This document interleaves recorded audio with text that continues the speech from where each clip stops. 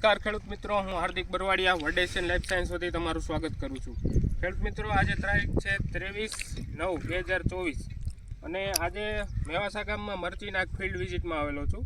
મરચીમાં આપણે ક્રોપસિંગ પ્રો કરીને ખાતર આવે છે, એનું જ્યારે પાયા ખાતર તરીકે બીજું ખાતર વાવતા હતા એની સાથે મિક્સ કરીને આપણે અપવેલું હતું આ 2 આયરમાં. તો ખેડૂતભાઈને રિઝલ્ટ કેવું લાગ્યું અને હું આ ખાતર વિશે ભલામણ છે તમે કેવી રીતે વાપરી શકો એની માહિતી આપણે લઈએ. તમારું નામ? મનોજભાઈ બરવાડિયા.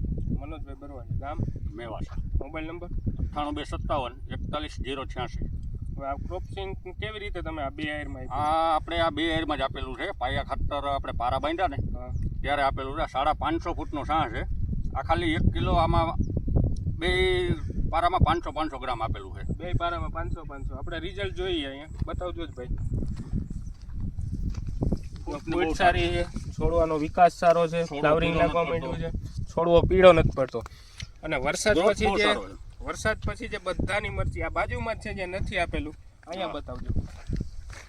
ત્યાં આખું આ બીજું ફિલ્ડ બાકી છે, એમાં રોપ છોડવા હુકાઈ ગયા છે, પીળા પડ્યા છે અને વિકાસ અટકી ગયો છે. ત્યારે આ છોડવા જો આ 2 હાઈડ 1 નંબર ઊભી છે. આમ આખા ફિલ્ડમાં અલગ જ તરીને આવે છે. તો મનોજભાઈ, આપણે બીજા ખેડૂત અહીંયા તમારે અહીંયા નીકળતા હોય પાયા ખાતરમાં બીજા ખાતર નાખવા કરતાં કિલો વધારે નખાય. કામ રિઝલ્ટ બહુ સારું. હા, ઓકે. તો આનું પ્રમાણ છે 4 કિલો પ્રતિ એકર અને પાયા ખાતર તરીકે આપણે વાપરી શકાય છે. ખૂબ જ સારું રિઝલ્ટ મળેલ છે. આમ આંખું ને ચોંટી જાય એવું રિઝલ્ટ મળે છે. આ બીજાથી આમ હાયરું અલગ જ દેખાય છે. અલગ જ છે આખી વસ્તુ. ઓકે, તો અત્યારે મરચીના પાકમાં ખૂબ જ સારું રિઝલ્ટ મળેલ છે. થેન્ક યુ, આભાર.